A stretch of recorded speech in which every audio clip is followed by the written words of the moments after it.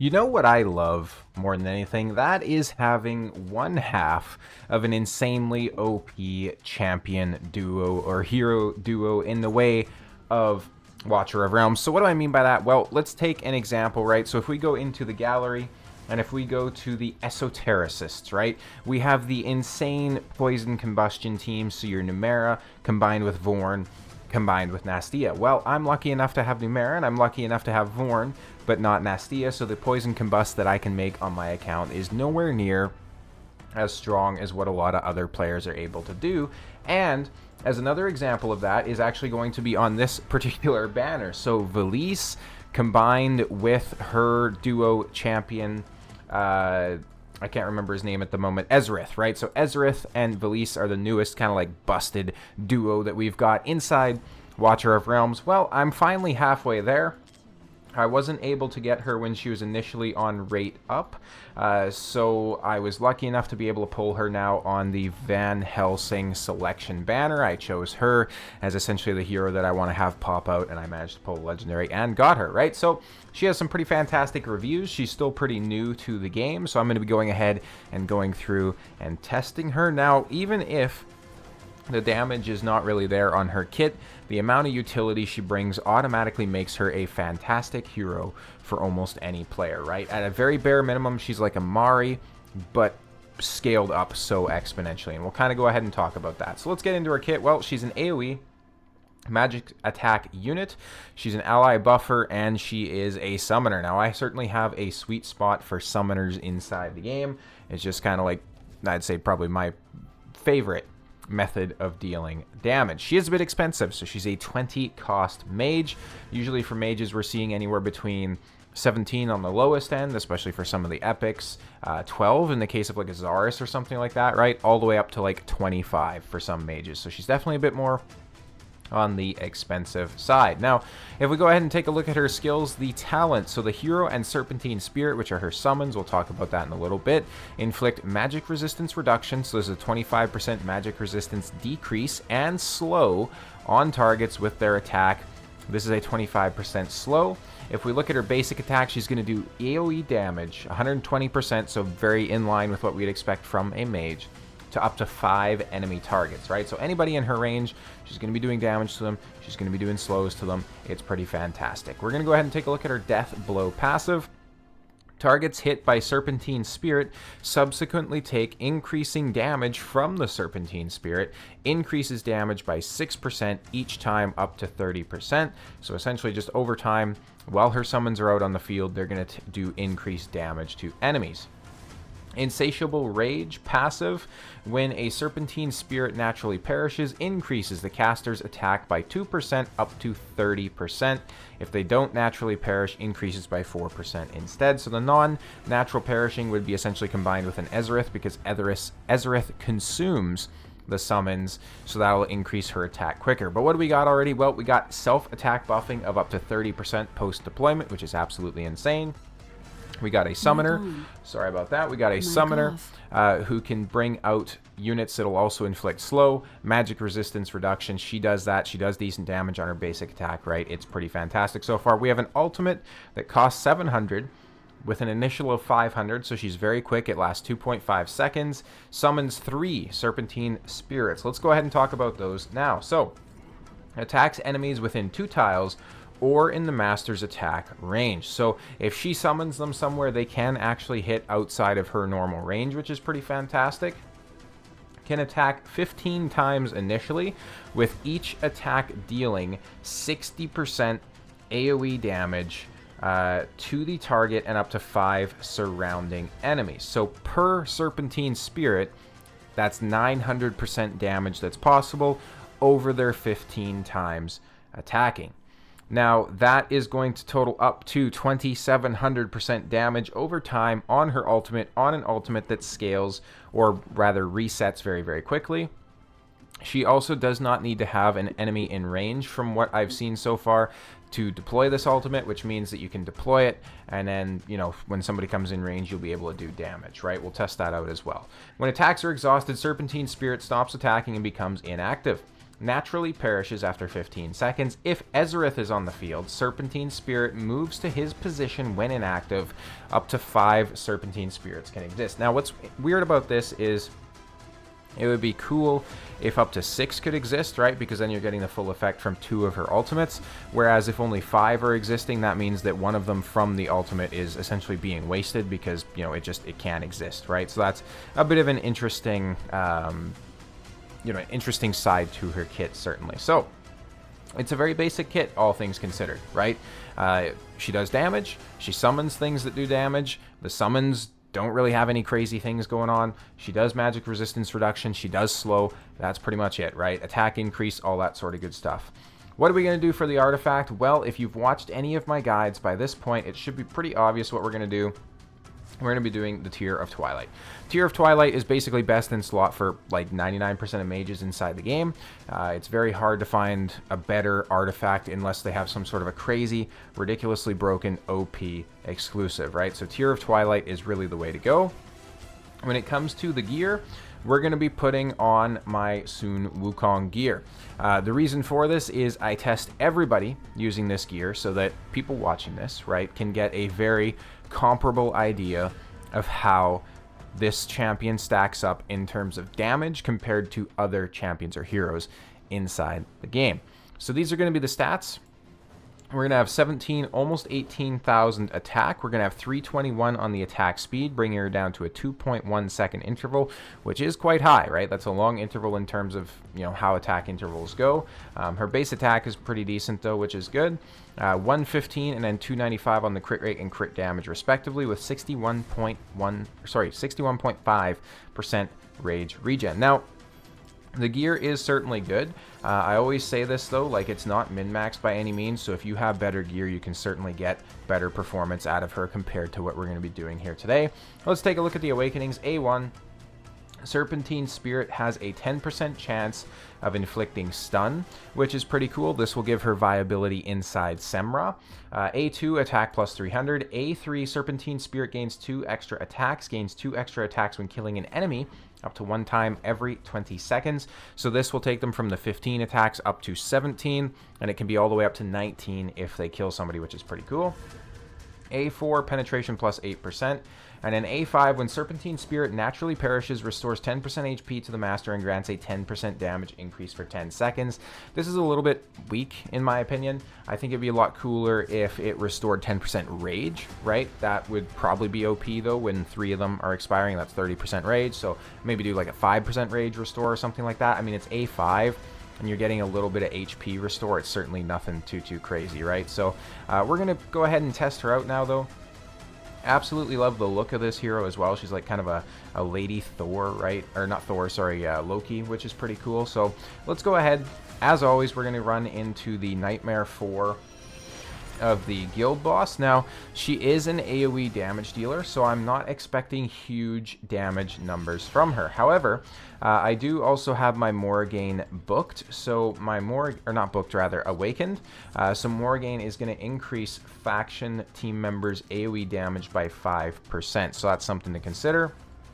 We're going to bring in another AoE mage if possible as well. So we're going to bring in an Anora, and we're going to bring in perhaps our Beelzebub as well, just so you guys can kind of get an idea of how their damage compares. Now, additionally, we're also going to want to bring in a Diao-chan, obviously, and then an Airless as well, so we can really just kind of showcase a good comparison here. So keep in mind, Anora is not going to be able to rage regen through, Airless, right? So she's going to lose a significant amount of damage on that front. We're going to go ahead and place our Velisse, and then we're going to go ahead and place our Diao-chan. We're going to then place Anora, then we're going to place Airless. So they all have Invigoration. We're going to place Morrigan too because, what the hell, right? So I'm going to go ahead and place everybody down. We're essentially just going to pop ultimates as soon as they come in.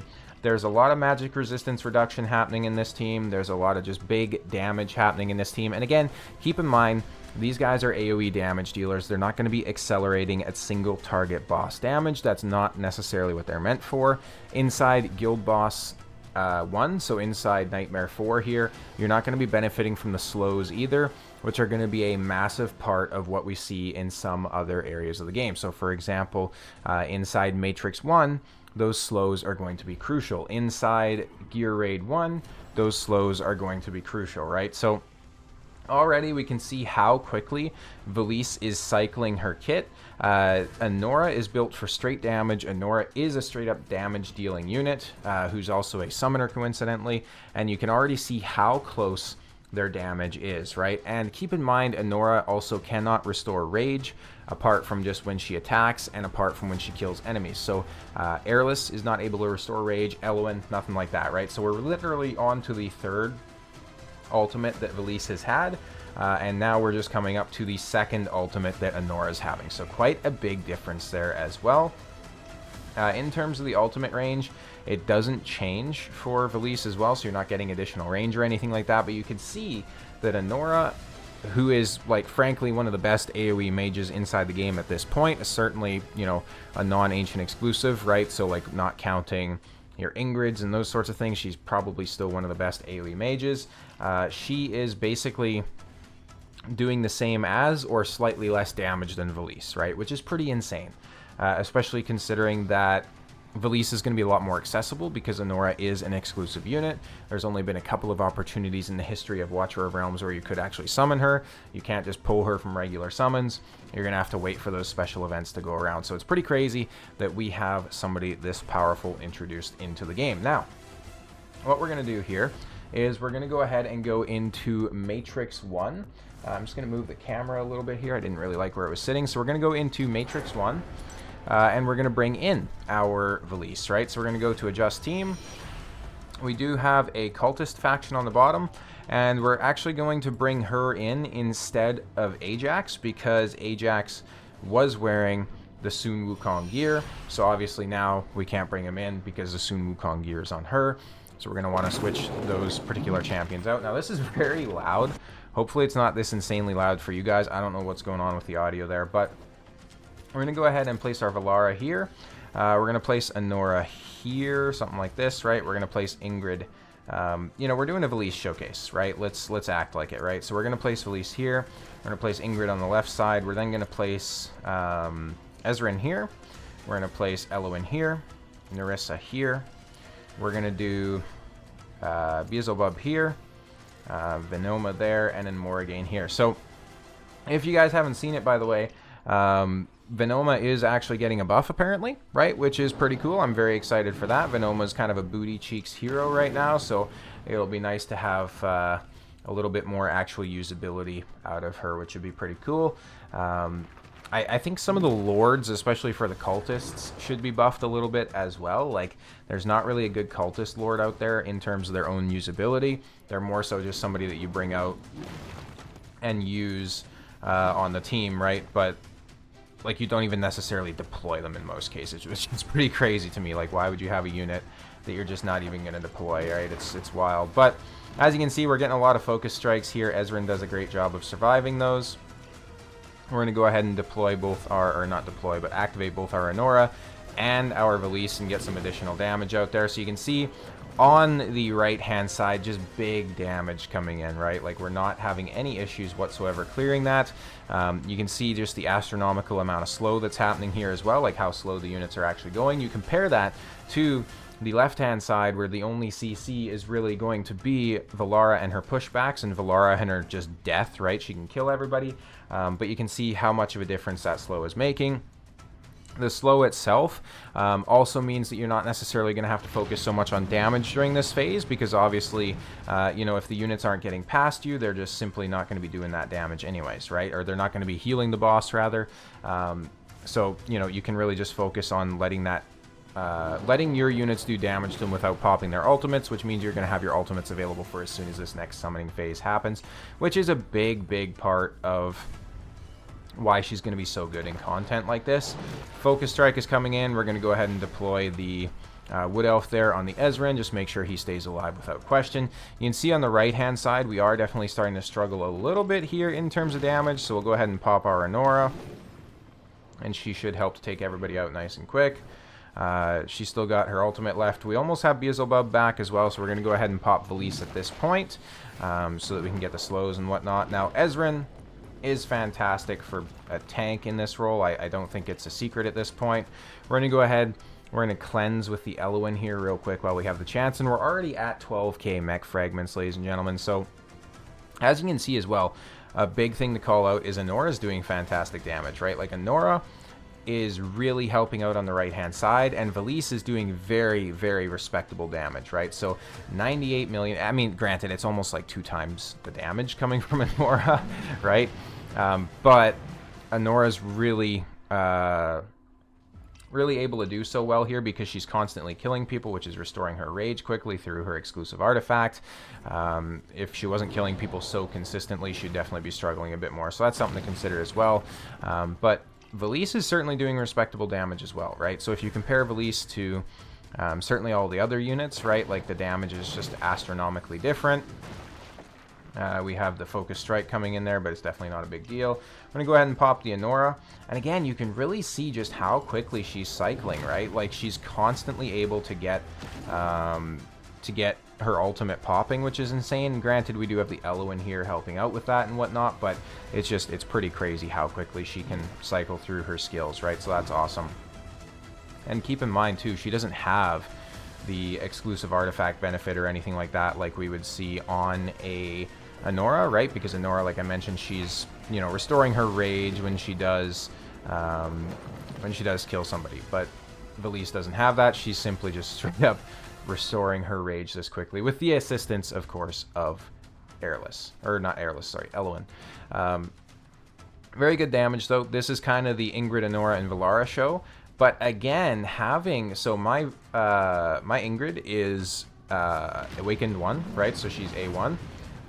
And the difference between Ingrid versus Velisse isn't even that high, right? It's only like 40 million damage difference, which is pretty crazy considering that one of them, like, that sounds like a lot, but then you consider that one of them is an ancient exclusive lord that, like, most people don't even have, versus, you know, a new unit that you can put on a rate up banner or those sorts of things. It looks like we're getting cleared here. We took a little bit too long to kill everybody. I didn't deploy my ultimates when I should have, so we're getting taken out at about 24k mech fragments. But, ladies and gentlemen, I will let you in on a little secret. Now, granted, I haven't been pushing this a ton, but 24k mech fragments is going to be a new PR for me. And as you can see, Velisse is doing very decent damage, and I will say she's definitely helping to set the units up as well, right? Like, Anora would not be doing that much damage if it wasn't for Velisse and her enablement. The last place that I want to test her is going to be Gear Raid 1, so we're really just going to see how she can compare to some other damage dealers there. We're going to be doing it with Power of Dominance. I'm not necessarily trying to push any new stages or anything like that. Simply just trying to do a good old damage test. We're going to take out Dracula. We're going to put in our Morrigan since she is a more fitting lord here. We're going to take out... let's see. I think we're going to take out... I do want Ingrid to stay in there, so we'll leave that as it is. We'll take out... Oh, I'm just trying to think here. We'll take out Bezo, and then we'll put in Anora instead. And Anora is going to be our primary DPS. So Anora is going to get placed first, and then we'll place our Velisse actually kind of behind her. Although that doesn't make much sense, right? So let's go ahead and let's place Velisse first. Velisse, I placed her in the wrong spot, facing the wrong way. Velisse is who we're showcasing, not Anora. So let's go ahead and place Velisse first. Then we're going to place Boreas down as well to be able to do an anti-heal. We're going to go ahead and let's test it here. So yeah, Velisse doesn't even need to have people in her range for her to start doing damage. As you can see, she can go ahead and summon units, and then they're actually going to start attacking outside of her range as well, which is pretty crazy, right? So something to consider there too. We're going to go ahead and place down our Vellara as well. Should have placed Vellara in the center, considering that she's not under the Diao Chan anyways, but it is what it is. What do you do, right? We're going to go ahead and place down our Airless now and get her to start healing some people up, get her to start restoring some rage, all that sort of good stuff. We do have the Forsaken Totem coming in, so we're now going to go ahead and we're going to pop our Boreas, pop our Velisse here once again, who is, of course, like I mentioned, cycling her ultimate incredibly quickly. As you can see, we're really cleaning up those mobs quite easily as well. Now, we will want to go ahead and get our Anora deployed here. So we're going to put Anora on the right-hand side. As soon as I'm able, I'm going to go ahead and place the Artemis in there so that he can do some healing. She almost dies, which is kind of funny. The Artemis is also a great anti-heal unit, of course, if you need an extra one of those. But I found that in this particular team composition, we kind of just cycle through quick enough to have the Boreas do it, which is nice. So we're going to go ahead, place that anti-heal here now, get everybody doing their big damage numbers. Boom. We have the Anora come in and smack there as well. And again, keep in mind, even if Velisse doesn't do the insane damage numbers in this team composition, she's still enabling so much of this, right? So look how slow these units are moving. Look at the fact that they're going to have magic resistance reduction on them, which is just enabling your units to do so much more damage. And we clear this wave out without really any concern either. So we're going to go ahead and let these guys walk out here, and we're going to wait for the next wave of baddies that we can take out, essentially. So here we go. They're walking out. We now just have to wait for the next group of summons. Everybody's doing pretty good so far. Kind of the one little caveat to this team is if you're really struggling to beat it and you're trying to get through Gear Raid 1, well, first of all, I think I have a Gear Raid 1 guide, so go ahead and check that out. But second of all, Airless is not the best healer for this by any means. Eloin's far better because you're going to have a lot of units taking a lot of damage, so an AoE healer is going to be a little bit better than single target. But Airless is still a fantastic single target healer, so she can definitely do, as you can see, enough heals to keep everybody alive, right? Especially with Power of Dominance turned on. You can always bring in an Artemis as kind of a backup healer as well, and then of course he's going to have the bonus of being able to you know, really allow you to have like an extra anti-heal option out there. We do have the Forsaken Totem coming in, so we are going to deploy the Artemis so that he can go ahead and start deploying those anti-heals, which will be perfect. Make sure that we can start taking people out without too much of an issue. Obviously, the anti-heal unfortunately didn't get to everybody there, so we had the boss heal up a little bit as well. Really just curious to see how these damage numbers look at the end. Go ahead and deploy the Velisse again. We're also going to deploy the, activate the ultimate on the Nerja and the Anora as soon as we're able. You can see we start to get the debuffs on everybody out there as well. Velisse is damaging up to 5 targets, and we have way more than 5 people alive at this point, so it's going to be interesting to see how much those debuffs play into things. But let's see here. So the boss is actually getting ticked down pretty good as well. Soon enough, it's going to be just the boss left, which will be perfect too, because it'll be a real good showcase of her debuffs and how easily she's able to keep them up. Because keep in mind, her and her summons are both applying these debuffs, right? So even if the debuff were to run out from her, she's then going to go ahead and have her summons deploy the debuff as well. We have plenty of anti-heal coming in as well, so the boss is, of course, going to go down here right away. And there it is. Gear Raid 1 Stage 22, I believe this is, was beaten without really too much of an issue. Power of Dominance is on, right? We didn't expect to have really too much of an issue beating it. So let's go ahead, and that's actually a new record as well in terms of speed clearing it, which is pretty funny. In terms of the stats, I did not expect that, actually. She did more damage than an A1 Valara. She did more damage than a Nerja. And she did way more damage than the Boreas. That is pretty crazy, ladies and gentlemen. She did almost as much damage as the Anora. That is insane. Like, that is crazy. Doing more damage than a very well-built A1 Valara. Granted, Valara wasn't deployed centrally and all that sort of good stuff, but that is still pretty insane. So, that being said, we're going to go ahead and we're going to go back to her kit here real quick, and we're just going to talk through her while also giving her some ratings. So, in terms of the gear set, Soulbound Arcana is, of course, a very good way to go on the right-hand side. You could also feel free to do Infernal Roar. Keep in mind, though, that her summons will not get the Infernal Roar bonus. Cataclysm and Hell's Lament are also going to be very solid. Exclusive gear is going to be really strong on her as well. Left-hand side, same thing I always talk about. Wicked Vengeance, Warlord, Calamity, Annihilating Might, and, those sorts of things will be very, very good on her. Let's go ahead and give her some ratings. XP raid, definitely a 5. Gold raid, same thing. Faction Trial, absolutely a 5. Strong AoE damage dealer in the Cultist is very strong. Gear Raid 1, a 5. Arena, AoE DPS, same thing. Gear Dungeon 1, same thing. Malorix, definitely going to give her a 5. Same thing for Void. Tower of Deception, she's going to be a 5 as well if there's AoE stages you're struggling with. Tide, she's going to be a 4, in my opinion. Immortal Codex, a 5. Guild Wars, we didn't really test her, but I do think she's going to be a 5. You can make some pretty strong cultist teams, and she could certainly help out, especially with her crowd control.